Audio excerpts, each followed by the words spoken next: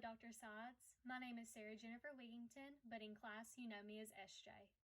For my final project, I'm going to discuss how the themes in Jonathan Edwards' Sinners in the Hands of an Angry God are still used by current-day Christians to judge and convict others. The particular example I am going to be discussing today is the persecution of the LGBT community. Today, I have my Aunt Brooke here, who identifies as a lesbian. Although she's not a big fan of labels, she is going to share her story with how religion has been used against her in her lifetime and how she has had to have a personal relationship with God instead of going to church and having a communal relationship. Before we get started with the interview, I want to share some statistics. Through my research, I found an organizational page called True Colors United, and on their website it stated, according to a recent study from Chaplain Hall at the University of Chicago, LGBTQ youth people are 120% more likely to experience homelessness than non-LGBTQ youth. One of the many reasons why parents are more likely to kick out their LGBTQ child is because of toxic teachings in the church. And before we begin, I would just like to say that the reason that we are doing this little video chat number is, COVID's still going around and we're just trying to keep each other safe, and we have a mutual respect for each other's personal safety. So let's get started with these questions. Aunt Brooke, could you give my professor a brief idea on how you felt growing up homosexual in the Bible Belt? Sure. So growing up for me, we grew up Southern Baptist. And so at that time, you're taught about the fire and the brimstone and how everything is just a sin and everybody's going to hell for almost anything. My struggle was trying to understand on why God would make me this way and not love me. And so that caused me to struggle. It caused my family to struggle, so a lot of it was hard for my parents to understand or to get because of how we grew up in the church and how it was supposedly so wrong. And so, I just finally had to push all that away and understand that I could still have a relationship with God without having to be in a structured environment as far as the church or anything like that. I still can pray. I can still talk with him and do everything I need to still make me feel like I have that close connection with him. Yes, I completely get where you're coming from there. And whenever she's referring to her parents, she's talking about my mama and papa, who practically raised me as well alongside with my mother. And so whenever I hear these stories from my Aunt Brooke about her initial coming out and how they weren't just accepting right off the bat, borderline baffles me. And I never realized it was that hard for her growing up because of Brooke's experiences, they taught me in completely different ways. They always told me that it was okay to be who I was, and if I was gay, it's not a big deal. People were born that way. And I think that that's really cool that through time and healing that they were able to see that, hey, this is not a sin. Hey, you didn't choose this so-called lifestyle. You were born like this, and they accepted you, and they were able to grow and teach me that if I was a lesbian, that it's not a big deal. It's just me. And to go on with our second question, I have in the King James Edition Bible, Leviticus 18:22 states, "You shall not lie with a male as with a woman. It is abomination." How does this verse make you feel as a Christian woman who has also been with a Christian partner for over 20 years? Well, I have to look at it this way. In that verse, it's not necessarily God's word. And I still have already went through that battle with understanding who I am. And so the verse to me is, I just still don't think that a God that would create you would create to hate you, and that he was still going to love me no matter what. So now that verse doesn't mean anything to me, but it took me a long time to get there. And I know in previous talkings with you about this particular topic, we know today that verse really didn't even have to do with homosexuals. It was actually referring to pedophilia, and the translation was changed years and years down the line. And how does that make you feel that they just decided to cherry pick that right out and change it to homosexuality instead of pedophilia, which pedophilia is obviously a sin? Right.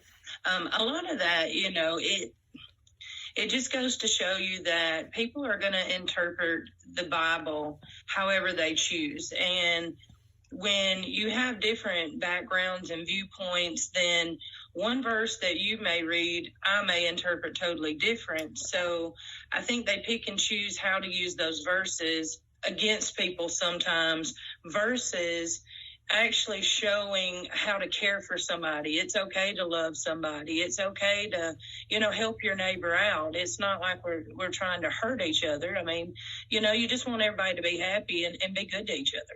Right. Yeah, completely. I completely agree. And in this semester, we studied Jonathan Edwards' Sinners in the Hands of an Angry God. And one of the things that was stated in that work was, "The wrath of God burns against them. Their damnation does not slumber. The pit is prepared, and the fire is made ready. The furnace is now hot, ready to receive them. The flames do now rage and glow." As a person that identifies as lesbian, how would a statement like this, in a well-known and studied piece of literature, possibly turn an LGBTQ individual away from the Word of God?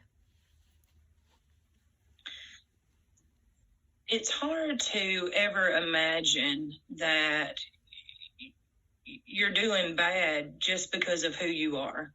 And so if you're being taught that it's wrong for you to be you, and you have no support group that's going to ever help, it helps so much you have to just really find your own way.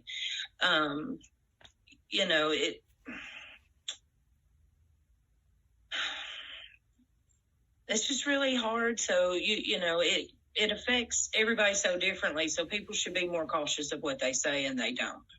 Right. And that's just an example of the hell and brimstone teachings that you would think have become outdated, but unfortunately they are not. I've already told my professor about how in 2017 I was at a gay pride festival, and the Ku Klux Klan showed up in Florence, Alabama. We've talked about this several times, and even that aspect, you would think, oh, surely the Klan's not still around. Surely people don't hate that much anymore.